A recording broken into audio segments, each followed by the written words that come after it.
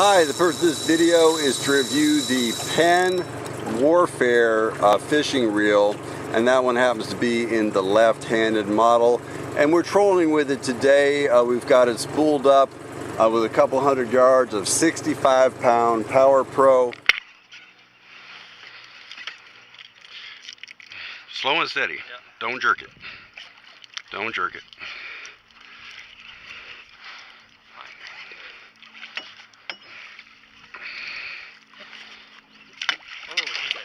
All right. Bring it back up. Bring it back up. Big flathead. Thank you, Jesus.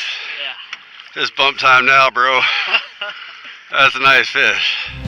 Come alive, wake up, sleeper. He is risen.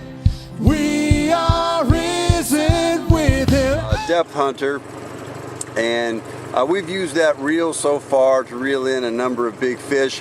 We've got it paired up with a ugly stick tiger heavy rod, and that's the 7-foot version, and we prefer the 7-foot version and the heavy version of that rod because we trolling a really big dipsy diver right now. The dipsy we're trolling on that is 5 inches in diameter, so it gives it a lot of drag. And so that reel has done a good job so far. We've caught a number of big fish with it. The thing that's hard to tell is that one was left-handed. It was a gift. I didn't buy it. I'm more of a fan of Okuma and Daiwa reels, like the Okuma Convector and the Daiwa Sea Line. But a friend gave me that left-handed one, and a lot of times I have left-handed guests and they appreciate a left-handed reel available, and it's just another reel in the boat. Now for myself, it doesn't seem like it's as smooth as the Okuma Convector and the Daiwa Sea Line, but I can't tell because, you know, my Daiwa Sea Lines are right-handed and that one's left-handed. Is it just the unfamiliarity of being a left-handed reel, or is it not really as smooth as the Okuma and the Daiwas? It's hard to tell.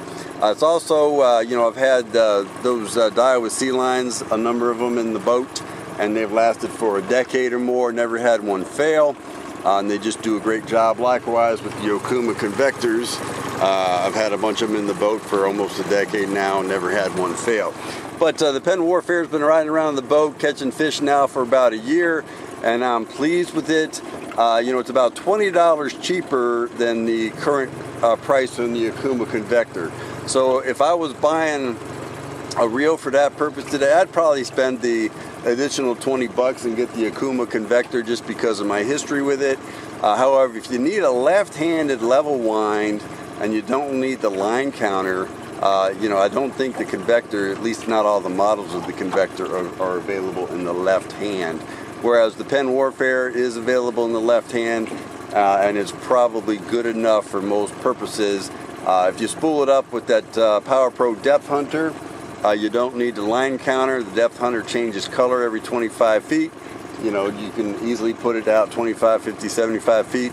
And then the Depth Hunter also has tick marks every 5 feet, so you can end up putting it out 30, 35, 40 feet, 85 feet, whatever you like, if you can do the math in your head quickly enough.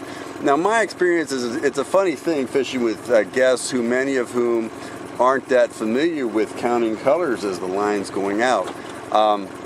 So, you know, on the line counter reel, they just, you know, reset it to 0 before it starts going out, and you look at the line counter to tell you how many feet it is. But without the line counter, they're counting colors, and they often look at me and ask, you know, which color should I end up on? And we got a few rods in the boat with different colors on them, and I don't often remember, so I just have to say, well, it was your job to count the colors. So that's one thing that's going to happen with the without the line counters. You might the functionality is all there, but if you don't count the colors, you might have to reel it in and start over. If you see what I see, that the grave is empty, then you know what I know. Anything is possible. If you see what I see, that the grave is empty, then you know what I know.